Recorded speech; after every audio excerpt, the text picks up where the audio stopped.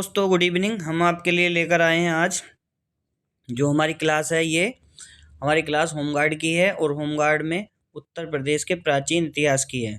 आज हम जो ये वीडियो लेकर आए हैं, इससे आपकी तैयारी को और ज़्यादा धार मिलेगी और आप जो है बहुत अच्छे से अपनी तैयारी को आगे कर पाओगे। इसलिए पहला ऑप्शन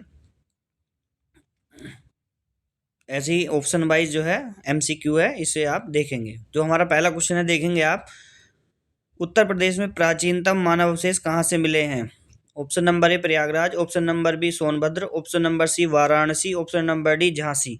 तो उत्तर प्रदेश में जो प्राचीनतम अवशेष मिले हैं, हमें कहाँ से मिले हैं? ये मिले हैं, हमारे प्राचीनतम अवशेष मिले हैं हमको, यहाँ देखेंगे ऑप्शन नंबर क्या है हमारा, बी। क्या है? बी। तो बी ऑप्शन क्या था हमारा, वो आप देखेंगे। एक मिनट, यानी कि सोनभद्र से। कहाँ से? सोनभद्र से। तो उत्तर प्रदेश में जो प्राचीनतम मानव अवशेष मिले हैं वो कहाँ से मिले हैं? हमें सोनभद्र जिले से। इसके बाद आगे चलते हैं, क्वेश्चन नंबर दूसरा। उत्तर प्रदेश का सबसे प्राचीन क्षेत्र कौन सा माना जाता है? Option number a Bundelkhand, option number b Doab, option number c Awadh क्षेत्र, ऑप्शन नंबर डी ब्रज। तो जो उत्तर प्रदेश का सबसे प्राचीन क्षेत्र है वो कौन सा माना जाता है? Option number b Doab. Doab किसे कहते हैं? दोआब होता है आपका जहाँ पर क्या, दो नदियों के बीच दो का जो क्षेत्र होता है उसको क्या बोलते हैं? हम दोआब बोलते हैं, है ना। ये नदी बह रही है और ये बह रही है, उसके जो क्षेत्र की भूमि है इसको बोला जाता है दोआब का क्षेत्र। इसके बाद चलेंगे अगला, क्वेश्चन नंबर 3। वैदिक काल में उत्तर प्रदेश का अधिकांश भाग किस नाम से जाना जाता था? ऑप्शन नंबर ए Magadh, option number B Aryavarta, option number c Gandhara, option number D Anga. तो आपको ये बताना है कि जो उत्तर प्रदेश का अधिकांश भाग किस नाम से जाना जाता था, तो उसको बोलते थे ऑप्शन नंबर बी आर्यावर्त। इसके बाद आगे चलते हैं, क्वेश्चन नंबर 4। गंगा यमुना दोआब वैदिक काल में क्यों प्रसिद्ध था?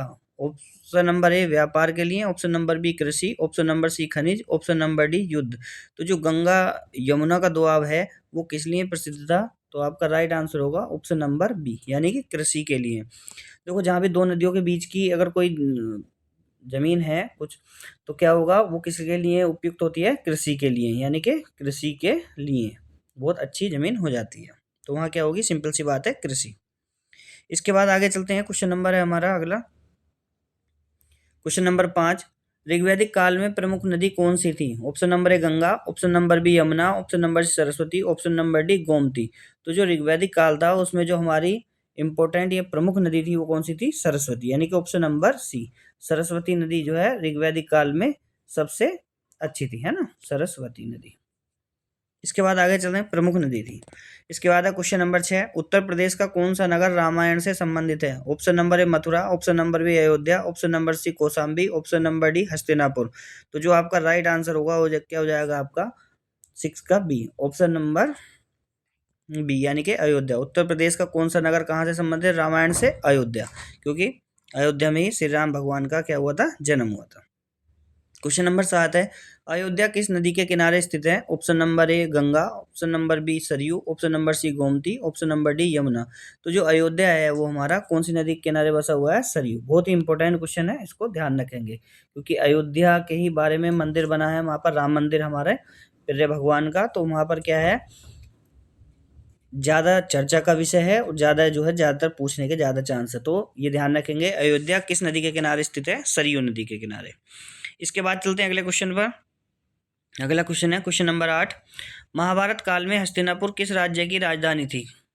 तो option number A Panchal, option number B Kaushal, option number C Kuru, option number D Magadh. तो महाभारत काल में हस्तिनापुर जो थी वो किसकी राजधानी थी?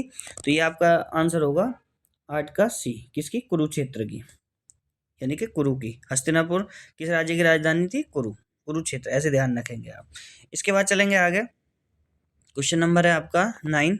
महाजनपद काल में उत्तर प्रदेश में कितने महाजनपद थे? यानी कि 16 महाजनपद थे कुल, लेकिन आपको ये बताना है कि उत्तर प्रदेश में कितने थे। तो option number A 4, option number B 6, option number C 8, option number D 10। तो जो आपका राइट आंसर होगा वो क्या हो जाएगा आपका? क्वेश्चन ऑप्शन नंबर बी, यानी कि 6। कितने थे महाजनपद काल में? 6 थे, है ना। इसके बाद आगे चलते हैं, क्वेश्चन नंबर 10, निम्नलिखित में से कौन सा महाजनपद उत्तर प्रदेश में स्थित था? यानी कि जो 4 आपको ऑप्शन दिए हैं इसमें से बताना है कि उत्तर प्रदेश में कौन सा महाजनपद उपस्थित था। कितने उत्तर प्रदेश में थे अभी बताया था आपको, 6। टोटल कितने थे? 16 महाजनपद थे, जिसमें से 6 हमारे उत्तर प्रदेश में स्थित थे। इसके बाद है आपका ऑप्शन नंबर ए Magadh, option number B Anga, option number C Kaushal, option number D Kalinga. तो जो इसका राइट आंसर होगा वो क्या होगा इसका? कौशल। तो कौशल कहाँ था? उत्तर प्रदेश में स्थित क्षेत्र था। Option number C is the right answer. इसके बाद चलेंगे क्वेश्चन नंबर 11 है, कौशल महाजनपद की राजधानी क्या थी? Option number A Ayodhya, option number B Shravasti, option number C Kaushambi, option number D Varanasi. तो जो इसका राइट आंसर होगा वो होगा इसका श्रावस्ती, यानी कि कौशल महाजनपद की राजधानी क्या थी? वो थी श्रावस्ती।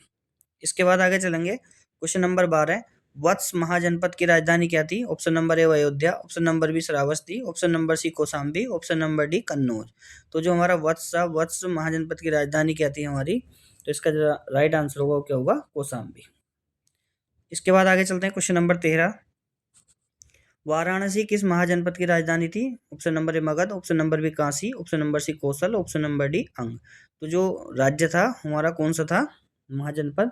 तो option number B Kashi. Kashi की राजधानी क्या थी हमारी? वाराणसी। इसके बाद आगे चलते हैं क्वेश्चन नंबर 14, भगवान बुद्ध का जन्म कहाँ हुआ था? Option number A Kushinagar, option number B Sarnath, option number C Lumbini, option number D Shravasti. तो जो इसका राइट आंसर होगा वो क्या होगा आपका? Option number C. कहाँ पर? लुम्बिनी में। लुम्बिनी कहाँ पर है? नेपाल में। ये आप ध्यान रखेंगे। इसके बाद आगे चलते हैं, मतलब नेपाल में था। क्वेश्चन नंबर 15, बुद्ध को ज्ञान की प्राप्ति कहाँ हुई थी? Option number A Kushinagar, option number B Gaya, option number C Sarnath, option number D Shravasti. तो जो भगवान बुद्ध थे, गौतम बुद्ध, उनको जो ज्ञान की प्राप्ति हुई थी कहाँ पर हुई थी? 15 का बी, यानी कि गया में। गया को हम बोध गया के नाम से भी जानते हैं। कहीं कहीं अगर बोध गया लिख रहा हो तो आप कंफ्यूज नहीं होंगे, वहाँ पर क्या करेंगे आप? लिखेंगे बोध गया। इसके बाद है आपका क्वेश्चन नंबर 16, बुद्ध का प्रथम उपदेश कहाँ दिया गया? Option number A Kushinagar, option number B Shravasti, option number C Sarnath, option number D Vaishali. तो जो इसका राइट आंसर होगा वो क्या होगा इसका? सारनाथ, यानी कि ऑप्शन नंबर सी। इसके बाद चलते हैं अगले क्वेश्चन पर। क्वेश्चन नंबर 17, भगवान बुद्ध का महापरिनिर्वाण कहाँ हुआ? Option number A Sarnath, option number B Shravasti, option number C Kushinagar, option number D Pawapuri. तो जिसका राइट आंसर होगा वो क्या हो जाएगा? कुशीनगर। भगवान बुद्ध का महापरिनिर्वाण कहाँ पर हुआ था? तो कुशीनगर में, यानी कि महापरिनिर्वाण यानी कि इनकी मृत्यु। इसके बाद आगे चलते हैं क्वेश्चन नंबर 18, जैन धर्म के 24वें तीर्थंकर कौन थे? Option number A Rishabhdev, option number B Neminath, option number C Parshvanath, option number D Mahavir. तो जिसका राइट आंसर होगा वो क्या हो जाएगा?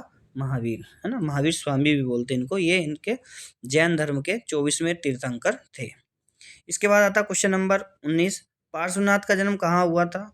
ऑप्शन नंबर ए Mathura, option number B Varanasi, option number C Shravasti, option number D Kaushambi. जो पार्श्वनाथ थे ये भी क्या थे? जैन धर्म के तीर्थंकर थे, और जो इनका जन्म हुआ था वो कहाँ पर हुआ था? वाराणसी में। Option number B is the right answer. इसके बाद चलेंगे क्वेश्चन नंबर 20, महावीर का जन्म कहाँ हुआ था, है ना। महावीर या महावीर स्वामी। तो option number A Kushinagar, option number B Pawapuri, option number C Vaishali, option number D Rajgriha. तो जो इनका महावीर स्वामी का जन्म हुआ था कहाँ पर हुआ था? तो इसका आंसर होगा आपका ऑप्शन नंबर बी, यानी कि पावापुरी में। नहीं, वैशाली, सॉरी, इसका आंसर होगा वैशाली। इसके बाद आगे चलते हैं क्वेश्चन नंबर 21, मौर्य काल में उत्तर प्रदेश का प्रमुख नगर कौन सा था? Option number A Pataliputra, option number B Kannauj, option number C Sarnath, option number D Takshashila. तो जो इसका राइट आंसर होगा वो क्या हो जाएगा आपका? ऑप्शन नंबर सी, यानी कि Sarnath. Option number C, Maurya काल में उत्तर प्रदेश का प्रमुख नगर कौन सा था? वो कौन सा था? सारनाथ। कौन सा था? सारनाथ। ये आप ध्यान रखेंगे। इसके बाद चलते हैं आगे 22, अशोक का सिंह स्तंभ उत्तर प्रदेश में कहाँ स्थित है? Option number A Kushinagar, option number B Shravasti, option number C Sarnath, option number D Kaushambi. तो जो इसका राइट आंसर होगा वो क्या होगा? सारनाथ, यानी कि अशोक का सिंह स्तंभ उत्तर प्रदेश में कहाँ स्थित है? सारनाथ में। इसके बाद आगे चलते हैं क्वेश्चन नंबर 23, सारनाथ किस नदी के किनारे स्थित है? Option number A Yamuna, option number B Ganga, option number C Gomti, option number D Saryu. तो जो हमारा सारनाथ है वो कौन सी नदी के किनारे है? तो इसका राइट आंसर होगा ऑप्शन नंबर बी, यानी कौन सा? गंगा नदी के किनारे। क्वेश्चन नंबर 24 है, गुप्त काल को किस नाम से जाना जाता है? ऑप्शन नंबर ए अंधकार युग, ऑप्शन नंबर बी स्वर्ण युग, ऑप्शन नंबर सी रजत युग, ऑप्शन नंबर डी लोह युग। तो जो इसका राइट आंसर होगा वो क्या हो जाएगा आपका 24 का बी, यानी कि स्वर्ण युग। क्वेश्चन नंबर 25 है, गुप्त साम्राज्य की राजधानी क्या थी? Option number A Kannauj, option number B Pataliputra, option number C Prayag, option number D Ayodhya. तो जिसका राइट आंसर होगा वो क्या होगा इसका पाटलिपुत्र, यानी कि गुप्त साम्राज्य की राजधानी क्या थी? पाटलिपुत्र। इसके बाद आता क्वेश्चन नंबर 26, प्रयाग की प्रशंसा किस गुप्त शासक ने कराई? ऑप्शन नंबर ए चंद्रगुप्त प्रथम, option number B Samudragupta, option number C Kumaragupta, option number D Skandagupta. यानी कि प्रयाग की प्रशंसा है उस किस गुप्त शासक ने कराई? एक किताब है ये, इसका जो है किसने कराई थी? तो 26 का बी ऑप्शन कौन सा है आपका? समुद्रगुप्त ने। इसके बाद आगे चलेंगे क्वेश्चन नंबर 27, समुद्रगुप्त की प्रशस्ति कहाँ स्थित है? यानी कि option number A Kannauj, option number B Prayag, option number C Ayodhya, option number D Mathura. तो जिसका राइट आंसर होगा वो होगा इसका प्रयाग, है ना। प्रयाग को अब किस नाम से जाना जाता है? प्रयागराज। पहले किस नाम से जाना जाता था? इलाहाबाद, लेकिन इलाहाबाद अब नहीं है, अब इलाहाबाद को ही प्रयागराज के नाम से जाना जाता है। अगर आपसे पूछ लेता है कि इलाहाबाद का नया नाम क्या है तो आप बताएंगे अब प्रयागराज, ये भी आप ध्यान रखेंगे। इसके बाद चलते हैं आगे क्वेश्चन नंबर 28, प्रयाग को तीर्थराज किस काल में कहा गया? Option number A Maurya, option number B Shunga, option number C Gupta, option number D Kushan. तो किस काल में जो है तीर्थराज कहा गया था? तो 28 का ऑप्शन नंबर सी, यानी कि गुप्त काल में। इसके बाद आगे चलते हैं क्वेश्चन नंबर 29, मथुरा किस कला शैली के लिए प्रसिद्ध है? Question number A option number A Gandhara, option number B Mathura, option number C Amaravati, option number D Pal. तो मथुरा कौन सी शैली के लिए प्रसिद्ध है? मथुरा मथुरा ही शैली के लिए प्रसिद्ध है। दो कला हैं इसमें ध्यान रखेंगे, मथुरा और गांधार, ये दोनों दिए हुए हैं, लेकिन अगर मथुरा है तो मथुरा किसके लिए प्रसिद्ध होगा? मथुरा शैली के लिए ही प्रसिद्ध है। इसके बाद चलेंगे क्वेश्चन नंबर 30, मथुरा किस धर्म का प्रमुख केंद्र था? Option number A Bauddha, option number B Jain, option number C Vaishnava, option number D Shaiva. तो जो मथुरा है वो किसके लिए प्रसिद्ध था? वैष्णव के लिए। किसके लिए? वैष्णव, यानी कि ऑप्शन नंबर सी। वैष्णव धर्म से संबंधित थे हमारे कौन? कृष्ण भगवान। कौन थे? कृष्ण भगवान जो थे किस धर्म से रिलेटेड थे? वैष्णव धर्म से। इसके बाद आगे चलते हैं क्वेश्चन नंबर 31, उत्तर प्रदेश में कुषाण काल का प्रमुख केंद्र कौन सा था? Option number A Kannauj, option number B Mathura, option number C Varanasi, option number D Shravasti.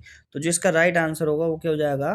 Option number B, यानी कि मथुरा। उत्तर प्रदेश में कुषाण काल का प्रमुख केंद्र कौन सा था? मथुरा। इसके बाद आगे चलते हैं क्वेश्चन नंबर 32, कनिष्क किस वंश का शासक था? Option number A Maurya, option number B Shunga, option number C Kushan, option number D Gupta. तो जो हमारा कनिष्क है वो किस वंश का था? आपका ऑप्शन होगा ऑप्शन नंबर सी, यानी कि कुषाण वंश का। इसके बाद आगे चलते हैं क्वेश्चन नंबर है आपका 33, बौद्ध धर्म की चौथी संगति किसके समय हुई? Option number A Ashoka, option number B Kanishka, option number C Harsha, option number D Samudragupta.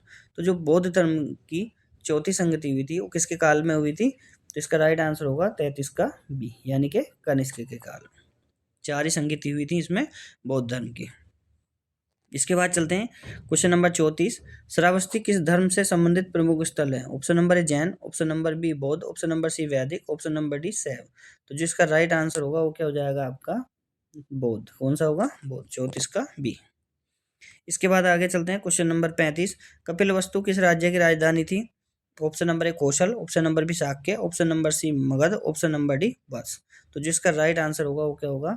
35 का बी, यानी कि शाक्य। किसकी राजधानी थी? शाक्य।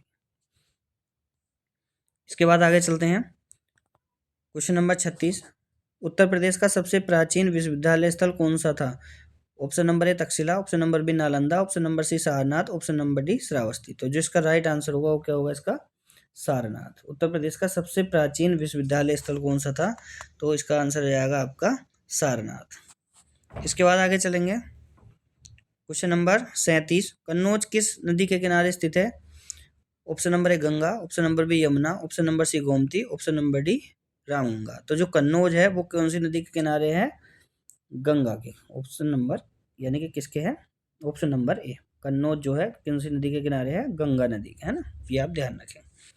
इसके बाद चलेंगे क्वेश्चन नंबर 38 पर, उत्तर प्रदेश में शुंग वंश का प्रभाव किसके बाद बढ़ा? यानी कि उत्तर प्रदेश में जो शुंग वंश था उसका प्रभाव किसके बाद बढ़ा? ऑप्शन नंबर ए मौर्य वंश, ऑप्शन नंबर बी गुप्त वंश, ऑप्शन नंबर सी कुषाण वंश, ऑप्शन नंबर डी सातवाहन वंश। तो जिसका राइट आंसर होगा वो क्या होगा? मौर्य वंश, यानी कि ऑप्शन नंबर ए। इसके बाद आगे चलते हैं। क्वेश्चन नंबर 39, बौद्ध भिक्षुओं का प्रमुख निवास स्थान क्या कहलाता था? Option number A vihara, option number B sangha, option number C stupa, option number D chaitya, है ना। तो जिसका राइट आंसर होगा वो क्या होगा? प्रमुख निवास स्थान जो कहलाता था वो कहलाता था विहार, लेकिन जो इनके पूजा के स्थल होते थे वो क्या कहलाते थे? हमारे चैत्य, है ना, ध्यान रखेंगे आप। इसके बाद आगे चलते हैं। स्तूप किससे संबंधित है? Option number A Vedic, option number B Bauddh, option number C Jain, option number D Shaiva. तो स्तूप जो होते थे वो किससे संबंधित है? हमारे ऑप्शन नंबर बी, यानी कि बौद्ध से संबंधित है। किससे हैं? बौद्ध, यानी कि इसका राइट आंसर क्या होगा? बी, बौद्ध से संबंधित है। इसके बाद चलते हैं आगे। क्वेश्चन नंबर आ जाते हैं 41 पर। कुशीनगर किस धर्म का प्रमुख तीर्थ है? ऑप्शन नंबर है जैन, ऑप्शन नंबर बी शैव, ऑप्शन नंबर सी बौद्ध, ऑप्शन नंबर डी वैष्णव। तो जो कुशीनगर है वो किससे संबंधित है? तो इसका राइट आंसर होगा बौद्ध, यानी कि ऑप्शन नंबर सी। इसके बाद चलेंगे क्वेश्चन नंबर 42। उत्तर प्रदेश में जैन धर्म का प्रमुख केंद्र कौन सा है? Option number A Shravasti, option number B Varanasi, option number C Mathura, option number D Kushinagar. तो जो इसका राइट आंसर होगा वो कौन सा हो जाएगा? ऑप्शन नंबर सी, यानी कि मथुरा। मथुरा जो है जैन धर्म का प्रमुख केंद्र है, ये रहा है पहले भी। इसके बाद आएगा आपका क्वेश्चन नंबर 43। अष्टाध्यायी के रचयिता कौन थे? Option number A Patanjali, option number B Panini, option number C Kalidas, option number D Varahamihira. तो जो आपको बताना है कि अष्टाध्यायी के रचयिता कौन थे, तो इसको देखेंगे आप। इसके राइट आंसर होगा option number B Panini. Panini को जो है, पाणिनि को अष्टाध्यायी के रचयिता माना जाता है। बहुत इंपॉर्टेंट है, इसको आप ध्यान रखेंगे, इंपॉर्टेंट क्वेश्चन है ये। इसके बाद है आपका क्वेश्चन नंबर 44। कालिदास किस युग से संबंधित थे? Option number A Maurya, option number B Sunga, option number C Gupta, option number D Kushan. तो जो कालिदास थे वो कौन से संबंधित थे? ऑप्शन नंबर सी, यानी कि गुप्त काल से संबंधित थे। इसके बाद आपका क्वेश्चन नंबर 45। अभिज्ञान शाकुंतलम के लेखक कौन है? Option number A Bhasa, option number B Kalidas, option number C अशोघोष, ऑप्शन नंबर डी पतंजलि। तो ये जो अभिज्ञान शाकुंतलम है ये इनकी बहुत ही प्रसिद्ध पुस्तक है, और ये पुस्तक है हमारे प्रिय कालिदास जी की, है ना। तो 45 का बी। इसके बाद चलते हैं आगे। Question number 46। उत्तर प्रदेश का प्राचीन नाम क्या था? Option number A Madhya Pradesh, option number B Aryavarta, option number C Brahmavarta, option number D Panchal. तो उत्तर प्रदेश को प्राचीन काल में क्या बोलते थे? हम बोलते थे आर्यावर्त। हम नहीं, यानी कि जब बोला जाता था क्या बोला जाता था? आर्यावर्त। ये आप ध्यान रखिए। इसके बाद है आपका क्वेश्चन नंबर 47। पंचाल महाजनपद किस क्षेत्र में था? ऑप्शन नंबर ए पूर्वी यूपी, ऑप्शन नंबर बी पश्चिमी UP, option number C Bundelkhand, option number D Awadh. तो जो इसका राइट आंसर होगा वो क्या होगा? पश्चिमी यूपी, यानी कि पंचाल महाजनपद किस क्षेत्र में था? पश्चिमी यूपी में। इसके बाद चलते हैं क्वेश्चन नंबर 48। हस्तिनापुर वर्तमान में किस जिले में है? Option number A Meerut, option number B Baghpat, option number C Saharanpur, option number D Ghaziabad. तो जो इसका राइट आंसर होगा वो क्या हो जाएगा? इसका ऑप्शन नंबर, हस्तिनापुर वर्तमान में किस जिले में है? तो जो इसका राइट आंसर होगा वो क्या होगा? मेरठ। हस्तिनापुर कहाँ पर है? मेरठ में। 48 का ए। इसके बाद आगे चलते हैं हम। Question number 49। प्रयागराज किस दो नदियों के संगम पर स्थित है? ऑप्शन नंबर ए Ganga Saryu, option number B Ganga Gomti, option number C Ganga Yamuna, option number D Yamuna Chambal. तो जो हमारा प्रयागराज है वो कहाँ पर है? गंगा यमुना, गंगा यमुना के संगम पर। इसके बाद आगे चलते हैं। Question number 50। उत्तर प्रदेश का कौन सा स्थल बौद्ध, जैन और हिंदू तीनों से जुड़ा है? ऑप्शन नंबर ए Mathura, option number B Sarnath, option number C Kushinagar, option number D Shravasti. यानी कि आपको ये बताना है कि ये जो शहर है ये सभी धर्मों से जुड़ा हुआ है, जो भी हिंदू धर्म से भी, बौद्ध धर्म से भी और जैन धर्म से भी, तो सभी के लिए ये प्रसिद्ध है। तो इस शहर का नाम क्या है हमारा? इसका नाम है मथुरा, यानी कि मथुरा जो है बौद्ध, जैन और हिंदू तीनों के लिए ही प्रसिद्ध है। तो हमारी ये वीडियो आपको कैसी लगी? वीडियो देखने के लिए आपका बहुत बहुत धन्यवाद।